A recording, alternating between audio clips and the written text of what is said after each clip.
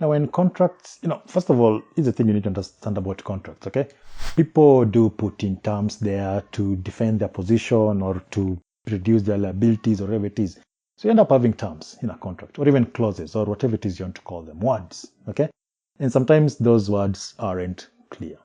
I mean, you get into a contract and you see something like, I'll do my best. I mean, so what exactly does that mean? Okay? They could be ambiguous, or sometimes they're just not clear. Like you get into a contract and something like illegality comes in. So we need some evidence to show that this is what we agreed on and not that. Okay? Or you have a contract in which the amount in words doesn't match with the amount in figures. Or there are two names, okay? John and another person called John. So now we have two Johns. Which John is which one? So the point is, in all these scenarios, something isn't right and something has to be done. Okay? In short, some interpretation has to take place. Now, who's going to do all this? So courts tend to do that. But then the question is, what are some of the rules? What are some of the principles that courts tend to use to try and come or that try to arrive at that particular interpretation that makes both parties in that contract happy? That is what you're supposed to look at here when you're talking about interpretation of contract. And the general principle on interpretation of contract was, in the older view, to ascertain the actual intention of the parties to the contract. The modern view is to ascertain what each party was reasonably entitled to conclude from the attitude of the other. So it was just moving from a subjective view to an objective view. Now there are two ways. Generally, there are two ways that courts can go about doing this, and that is the Parol evidence rule, and number two, the Contra-proferentem rule. Start with the Parol evidence rule, which by the way just means verbal evidence. It's just a fancy way of saying verbal evidence. And the idea here is that if a contract is written, then the general rule is that no verbal evidence should be allowed to vary or contradict the written document. Okay? The written document is assumed to contain the whole contract. This is known as the Parol evidence rule. But look, we're saying that, okay, yeah, it's written and therefore it contains everything. If that were true, then we won't be having this problem, because now we have a problem. The problem is that written document has some issues and we need to clarify those issues. We need to interpret those issues. We need to clarify them, which means something is going to contradict something, or some verbal evidence will be needed to explain something. So when you talk about exceptions to the Parol evidence rule, you're just simply saying under what scenarios can verbal evidence be allowed to clarify some issues in a contract that was written or some document that was written. That's it. That's the thing you need to understand, because that is where we go wrong. You look at the word Parol evidence and then think it's a big word. No, we're just saying it's written, but then it has a problem and we need to interpret it, which means we need to find exceptions to that rule which says if it is written, we can't allow for verbal evidence. So when do we allow for that? Well, number one, here's an exception. Exception one. Number one, the Parol evidence may be given to show that the written contract was made subject to a condition. Okay, here's an example of that.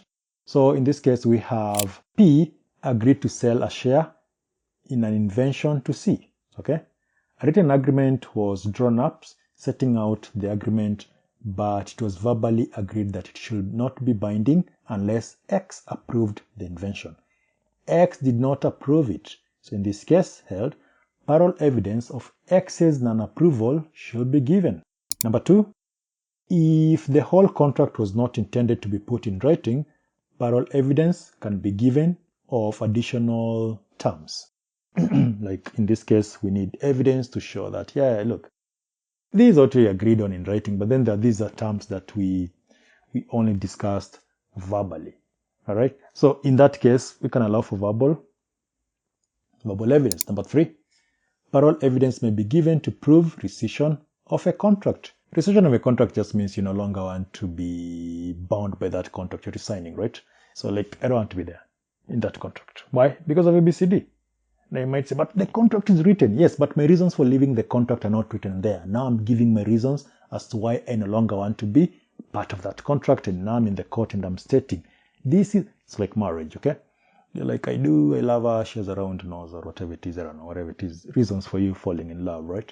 And then now you get your divorce. So are you going to say, we signed this thing? Okay, although, look, so you're going to give your reasons for signing that contract. The same can be said about a business, okay? So let's look at number 4, exception number 4. Parol evidence can be given to explain latent ambiguity, but not patent ambiguity. That just raises a question. What exactly is latent ambiguity and what exactly is patent ambiguity? Look, think of it this way. A patent ambiguity is an ambiguity which is apparent on the face of the document. Like, remember the example you mentioned when you're starting, okay? You have a document. In that document, there's a check, okay? Maybe a check. The amount in figure says $1,000.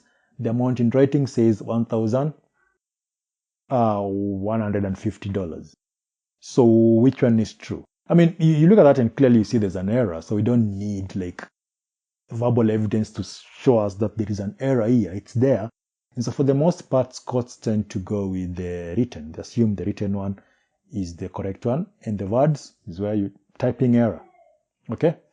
But then when we talk about something like latent ambiguity, so latent ambiguity is not apparent. So for example, if two people have the same name, parol evidence can be used to show who is who. And number 5, parol evidence can be given to prove a trade or a local custom. Like if this is the way we've been doing business, then as much as we wrote that contract down, there are things which aren't there because they're not, there's a custom, there's a nature to, like some people just say, I don't, like we just shake hand and we have a deal and that's how I do business. So that's the custom here. So see, things like those ones don't really make it in the written document. So that is the thing with the parol evidence rule and its exception. Of course, if you have a question, you ask, all right? So the key thing is not just to be like, yeah, I get it. There is a question, you ask.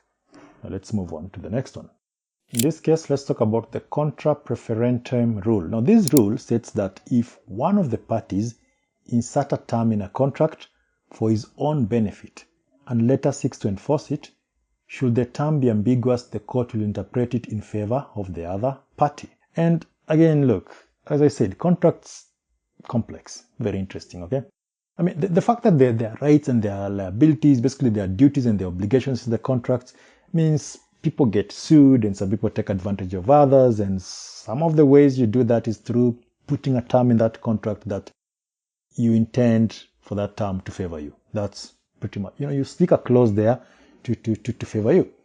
Well, that's a bad business practice, but just because, ethics, okay? Just because some things are unethical doesn't mean that now because you can't do them, somebody else can't. In fact, I'm just saying you can't. I don't know. Maybe you can't. Maybe you're one of those people who intend to put a sneaky clause there to protect your position. But the point you're trying to put across here is that with this rule, if you do that, if you put a term in a contract and that term is ambiguous, and the intention for your intent in putting that term there was to take advantage of the other party, the court will interpret that term against you. It will interpret that term in favor of the other party, the party you are trying to take advantage of. The phrase contra-proferentem in Latin translates to against the offerer, which can further be interpreted as guilt of the drafter. So example of phrases that fall under this category, and you can see them. You see them in contracts or you hear them in business deals, are things like reasonable efforts. So somebody talks about reasonable efforts. As soon as possible, which means what exactly? Best efforts, things of that, things of those nature. So how do courts deal with such? And courts will do so, okay? Courts will deal with such terms in a number of ways. So number 1, they determine if the contract term or the clause in question is ambiguous and could potentially lead to confusion. Number 2, if it is, okay, the court's next step is to determine whether the ambiguity was intentional or was intentionally crafted by the party who drafted the contract to serve their own interest. If the evidence shows no intention of creating the ambiguity, the contract is interpreted based on what the evidence indicates. But number 4, in cases where the evidence fails to clarify the ambiguity, the contra-proferentem rule is applied. So The court then must interpret the clause against the interest of the party responsible for its creation or inclusion, favoring the party that was not involved in the drafting. So that is pretty much how courts will deal with that. Now look, the point here, the point of all this was just for you to understand interpretation of contracts. And we've said, look, if the term of a contract is not clear, courts are going to interpret that. And the way they go about doing that is through either the Parol evidence rule, which generally will just say, let's interpret whatever is written the way it's written. I mean, that sounds like one of those literal or golden or ejusdem generis rule. But look, that's interpretation of statutes. Let's go with what the words, that are in this document. But if those words aren't clear, then we will allow for some verbal evidence, okay? Some Parol evidence, which are based on the exceptions to the Parol evidence rule. But then sometimes they can also interpret it in terms of the intention, like the Contra-proferentem. You put something there intending to take advantage of the other party, and then it's like, no, we're not going to interpret this in a way that favors you, since you're the one who intended to take advantage of the other party in the first place. So there's that, okay? Interpretation of contracts.